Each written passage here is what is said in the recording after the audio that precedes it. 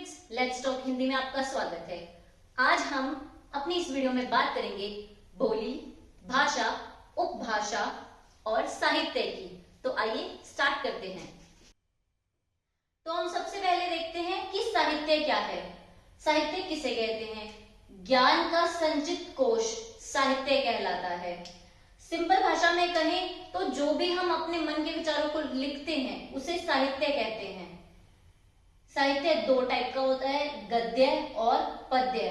जिस भी बात को, जिस भी कहानी को बहुत ही सिंपल वर्ड्स में, बहुत ही साधारण रूप में लिखा जाता है उसे गद्य कहते हैं, जैसे कहानी, नाटक, पत्र। पर वहीं जब शब्दों को और वाक्यों को काव्य शैली दे दी जाती है, राइमिंग्स दे दी जाती है, तो उसे पद्य कहते हैं, जैसे कि कविता में, छंद और दोहों में। और हम यहाँ साहित्य की बात क्यों कर रहे हैं, ये अभी आपको, जब आप वीडियो आगे देखोगे तो आपको समझ आएगा। भाषा, जब किसी भी देश में उसके अधिकांश निवासी जिस भी भाषा का प्रयोग करते हैं उसे उस देश की भाषा मान लिया जाता है। जैसे कि भारत में 70% से ज्यादा लोग हिंदी का प्रयोग करते हैं, वे समझ भी पाते हैं और बोल भी पाते हैं, तो हिंदी भारत की भाषा है। पर भारत में और 22 भाषाओं को भाषा की मान्यता दी गई है। आइए अब हम बात करते हैं बोली की। बोली क्या है? भाषा के स्थानीय रूप को बोली कहा जाता है।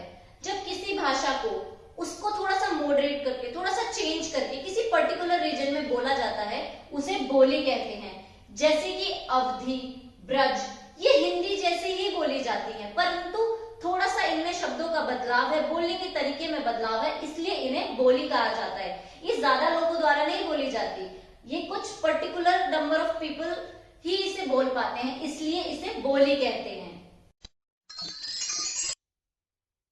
तो अब हम बात करते हैं उपभाषा की। उपभाषा क्या है? जब बोली को साहित्य में लिखा जाने लगे तो वह बोली उपभाषा बन जाती है, हम उसे उपभाषा का पद दे देते हैं। जैसे कि अवधी एक बोली है जो कि कुछ लोगों द्वारा ही बोली जाती है, एक प्रदेश में बोली जाती है। पर जब तुलसीदास ने रामचरितमानस में अवधी का प्रयोग किया तो अवधी बोली से एक उपभाषा बन गई। हमने इस वीडियो के शुरुआत में बात की थी साहित्य की, तो मैंने वो साहित्य आपको इसीलिए समझाया था ताकि आप समझ सके कि बोली और उपभाषा में क्या अंतर है। जब साहित्य नहीं लिखा जाता तब तक वह बोली रहती है, और जब उसी बोली में साहित्य लिखे जाने लगे तो उसे उपभाषा का पद दे दिया जाता है। तो फ्रेंड्स, आज की वीडियो में बस इतना ही। मिलते हैं अगली वीडियो में नए टॉपिक के साथ। तब तक इसे पढ़िए, समझिए, रिवीजन कीजिए। कोई सवाल है तो कमेंट में जरूर पूछिए। Bye bye.